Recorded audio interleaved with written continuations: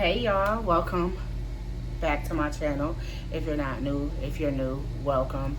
I want to come and give exciting news that all that the children's services worker that I have, who is awesome, is going to recommend is that I do an intensive parenting class and then we go into protective supervision. Now, I'm not sure if it's a wait list. I'm not sure if, I know an assistant social worker is supposed to be knocking on my door either today or possibly tomorrow to have me sign papers that I'm willing to agree to it. So we're waiting on that. That should be today or tomorrow. I'll sign off on it. I kind of want to go on a rant because this right here is why I do this video. This right here is why I do videos altogether about my situation, because a lot of people get railroaded and get their kids took forever, and nobody ever steps up for what's right and what's wrong. Nobody ever takes accountability. Nobody from Children's Services takes accountability when they're sending these mothers to certain services, and you can tell that the certain services are trying to take the baby permanently. So I'm going to kind of go on a rant a little bit and tell y'all what was thrown out by my social worker. My social worker let me know. She said, hey, nothing is set in stone with the summer psychological eval recommendations. Nothing is set in stone. So whatever we don't agree with, we don't have to do. And my supervisor is in agreement with me as well. So I know I showed y'all in a previous video what they were asking me to do. They asked me to be drug tested and tested for alcohol. I don't drink and I don't do drugs.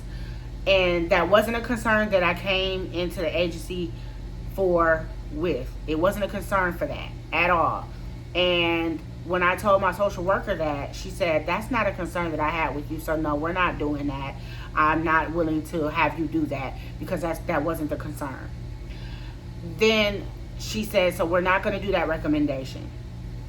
Another recommendation is that I'm never allowed around my baby unsupervised. Now, my social worker, her supervisor, the visitation staff that watches me during my visit when it was supervised instead of monitored, and the foster mom, we all had a meeting. I addressed my concerns with the foster mom as far as how she was caring for him, what I wanted to change. The visitation people are there at the visit. Whatever you do, whenever you do, and however you do things with your baby, they're watching you. And the whole time they're watching you, they're typing notes. Mom fed the baby. The baby was fussy and mom cared for the baby properly. The baby was fussy and mom did not have any frustration. We watched her with the baby. She changed the baby 3 times. She fed the baby. They're notating every single thing.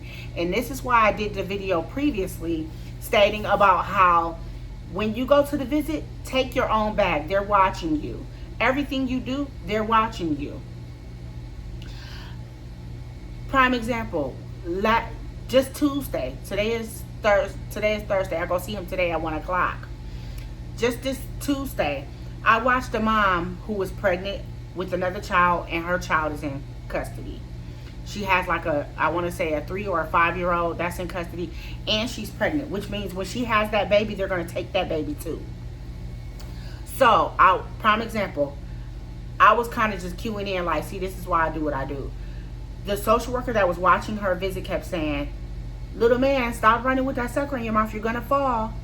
Little man, stop rocking on the horse with that sucker in your mouth like that. You're going to hit that horse with the sucker in your mouth and it's going to slip back to the back of your throat. Please stop doing that. Not once did that mother say or tell that child, please stop. Don't do that. Don't. The mother gave no kind of boundaries, no kind of rules to the baby, they're watching for that. The fact that you didn't speak up and the social worker had to tell the child, stop running with the sucker in your mouth, stop rocking back and forth with that sucker in your mouth, you're making me have anxiety. Like the fact that the social worker is stressing to you about your child having a sucker in the mouth, they're going to report that, and that's going to look like you're not doing something correctly as a parent. They watch everything. And I'm just kind of sitting there. I'm minding my business, only worried about my baby. But in the same token, I'm hearing and I'm seeing other things because I have a newborn. So I'm basically rocking him to sleep, but I'm kind of looking over into the room while with the other kids that are running around visiting with their mom, and I'm like, she gotta speak up. She gotta say something, girl. They writing down that they had to tell your baby to stop running with the sucker in his mouth, and it looks like you're not speaking up and telling him, hey, little man, stop. You're not speaking up as a mother, telling him to stop doing things, and you're not reprimanding him when he's doing something that he's not supposed to be doing. They're writing that down. Prime example. That's why I bring my own bag, my own Pampers, and everything I do, they're notating it. And the way that I deal with my baby when he's crying and fussy the whole visit, how I calm him down, how I don't get frustrated, all of that got notated. So guess what? They took me from being closely monitored to monitored, which means they're not watching me through a window where they all eyes and hands on deck. It's at the end of the visit, oh, you got 11 minutes left for your visit, or 15 minutes into the visit. Everything okay? You all right? It's that kind of monitoring. It's not, they're not sitting at the window no more, because I worked to get there. So one of the recommendations was that I am never to be left unsupervised with my baby. Children's Services watched me with my baby, and I worked from supervised to just closely monitored. So my social worker was like, we don't agree with you being supervised with your baby 24 hours a day or the whole time during the visit, because you work to get out of that. No, we're not going for that. So she threw that out. That's the recommendation they had, is that I should be watched at all times. So she was like, nope, we're not doing that either. Another recommendation that they had, no, I think that was all the recommendations. It was some other stuff.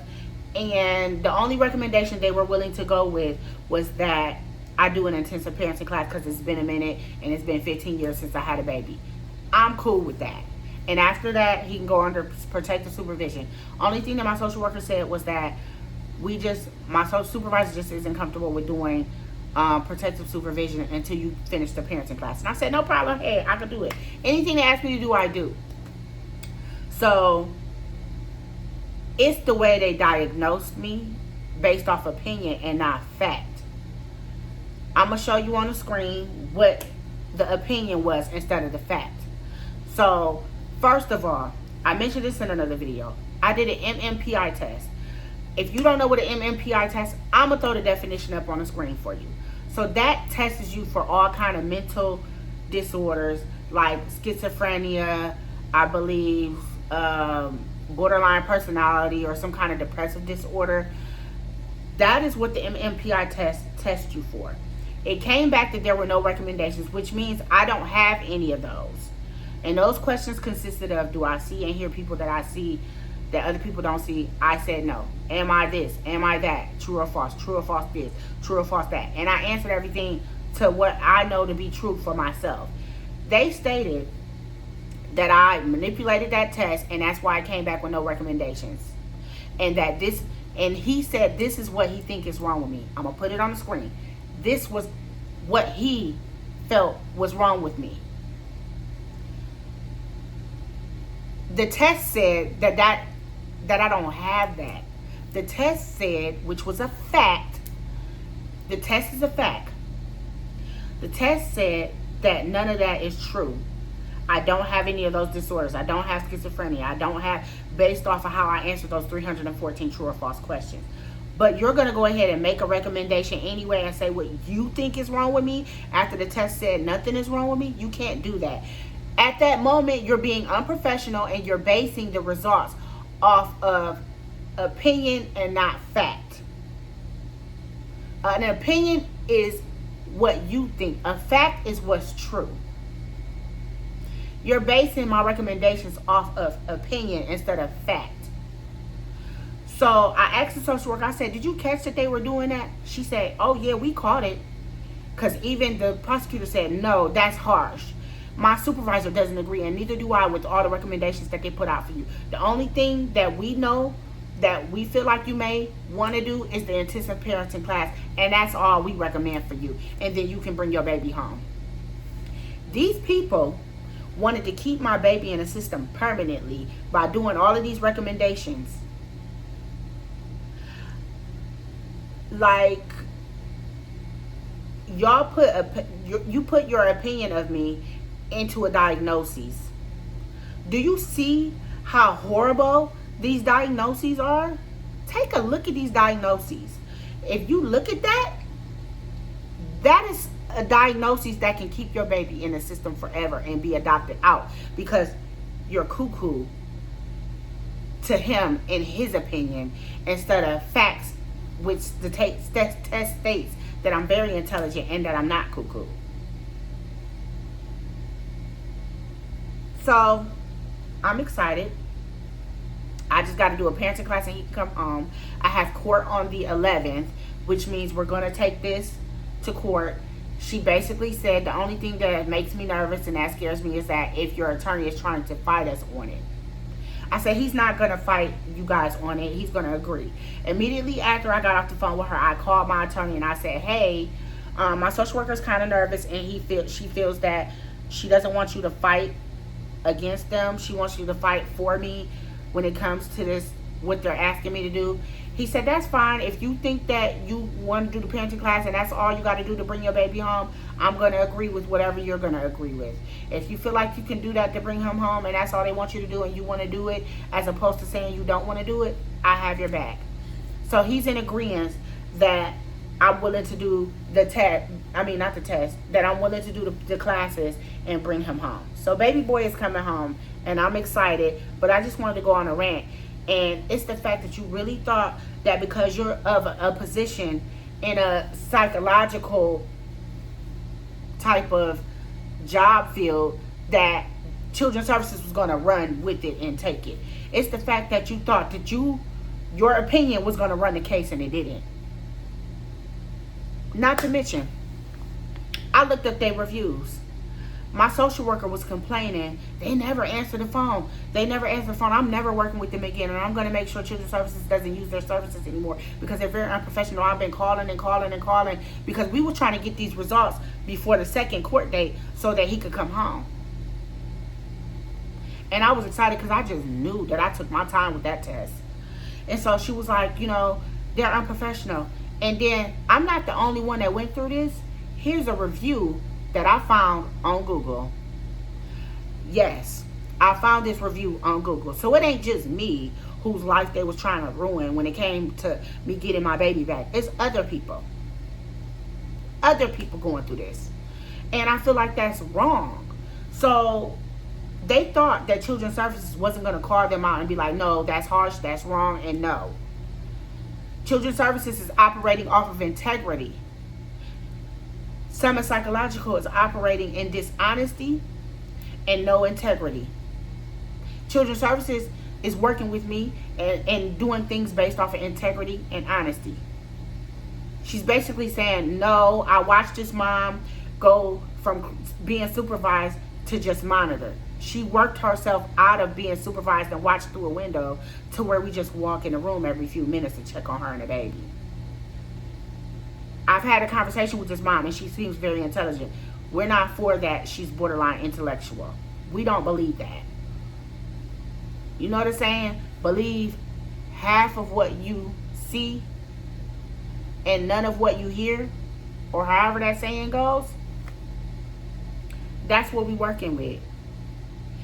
Y'all putting out these opinions about me and what y'all feel is wrong with me when the whole time it's a social worker watching me. When it's the whole time it's a group of people when I go to every visit twice a week watching me. Stating facts within their notes. She literally said, if you needed to be supervised, I would have got an email saying that you're doing something wrong with the baby and they feel like you need to go backwards and be supervised now. I haven't gotten any negative notes. I've gotten nothing but positive notes about how you care for your baby and the way you come prepared to your visits. What you're saying and what I'm showing are two different things. Another thing, they wanted me to get on cuckoo pills based off of his opinion that something is wrong with me cuckoo when the test says that I'm not cuckoo. I have a therapist that I've been working with for 2 years because yes, I've been through a lot. I went through foster care system all my life, was adopted and abused, had my first set of children removed from me, and that was a lot for me to go through mentally, and I was used to go through depression, and now I don't. So no, I don't need cuckoo pills. And my therapist even was upset. And she said, you think I'm gonna lose my job and not put her on cuckoo pills and send her to the psychiatrist if she needed it? She said, I'm not gonna lose my job for nobody. If she needed to go to a psychiatrist and get on pills, I would have sent her. I'm not gonna lose my job for anybody. So everything that Summit Psychological and Children's Services is seeing and doing is like, it's not matching up. They're crossing each other. Like, we see her doing good and we think she's horrible. But the whole time, proof is in the pudding, because these people see me with their own two eyes every day. See me with their own two eyes twice a week. Come to my house and see how clean it is and see that I have everything for the baby and that I'm prepared to care for him. So shout out to my worker, her supervisor, for having integrity and speaking up for me and not just rolling with the recommendations like, oh, well, they recommended it, we're just going to have her do it. No. They had integrity and honesty enough to look through it and be like, we don't agree with that. No. We've worked with her on this and she's worked herself out of it. We've asked her to do this and she's done that. When I go to her house, I don't see her slumped over like she high off drugs. Her conversation makes sense every time I talk to her. She don't seem like she's doing drugs, and she don't do alcohol. I don't even smoke cigarettes. So no, we're not going to. They're operating in integrity and honesty based off of what they see from me.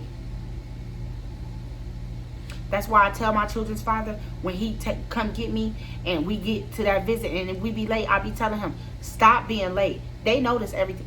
Well, the case ain't on me, it's on you. Yeah, the case is on me, but they're watching you too. Because guess what? DNA testing been done. And that test said you are 99.99% the father. So now they watching you and me. When we walk in that visit together late, because you're not on time, they notice it. When I walk into the visit by myself on the days you choose just not to show up because your car not working, which is not an excuse for you not to see your child, they see it. And they see that I'm on time. A half an hour, 45 minutes early. Sometimes 5 or 10 minutes early, depending on what time I choose to get on the bus.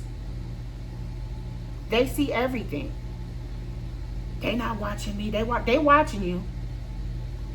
Ezekiel has a doctor's appointment on the 8th. Ezekiel has a fucking doctor's appointment. Excuse me. He has a doctor's appointment on the 8th. They're watching. They want to see if you're going to participate as a father and make sure you're there at that doctor's appointment.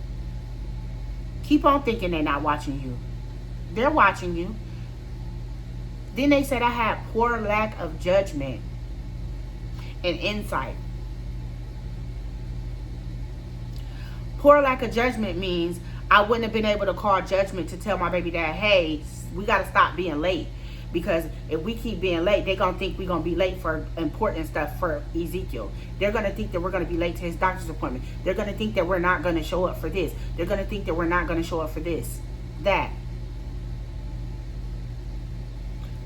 not poor lack of judgment. My judgment told me, hey, let your baby father know. Yeah, they watching him. My judgment told me, hey, let your baby father know it's not healthy to be late to these visits when it comes to Ezekiel.